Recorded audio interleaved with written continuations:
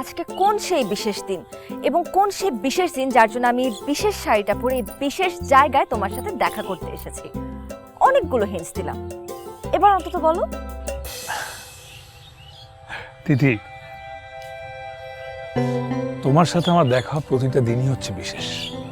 সেই হিসেবে আজকে যেহেতু আমাদের দেখা হয়েছে, আবার আজকে একটা বিশেষ দিন, রাইট? একদম ফালতু কথা বলবা না মির্জা, সরাসরি বলো না কেন, তুমি স্বীকার করো না কেন যে তুমি ভুলে গেছো আজকে কোন সেই বিশেষ দিন?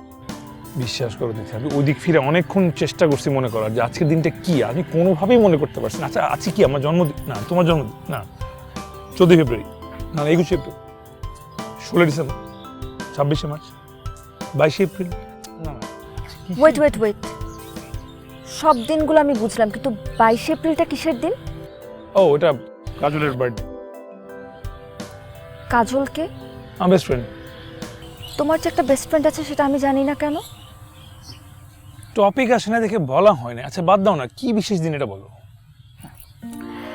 ঠিক 1 বছর আগে আজকের এই দিনে এইখানে বসে তুমি আমাকে প্রপোজ করেছিলে, আর সেদিনে আমি ঠিক এই শাড়িটা পরে এসেছিলাম।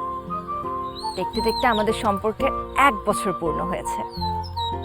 বলো কি? কি অদ্ভুত তাই না?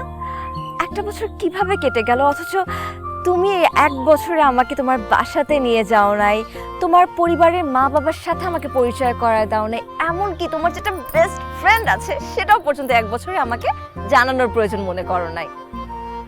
অ্যামেজিং। কি হয়েছে মির্জা, আমাদের সম্পর্কের 1 বছর পূর্ণ হয়েছে দেখে এত অবাক হবার কি আছে? না না, 1 বছর দেখে অবাক হচ্ছি না। আমি তোমাকে প্রপোজ করছিলাম না, তুমি আমাকে প্রপোজ করছিলে? জীবনেও না, তুমি আমাকে প্রপোজ করেছিলে এবং সেটা তুমি ভুলেও গেছো। আর এই সময় আবার ফোন দেয়? কে কল করেছে? আরে আমার বেস্ট ফ্রেন্ড কাজল। এই যে কল রিসিভ করো। না, ওর সাথে পরে কথা বলে যাবে। আজকে যেহেতু আমাদের বিশেষ দিন, আজকে বিশেষ দিনটা শুধুমাত্রই তোমার, তুমি যা বললাম আমি তাই করবো।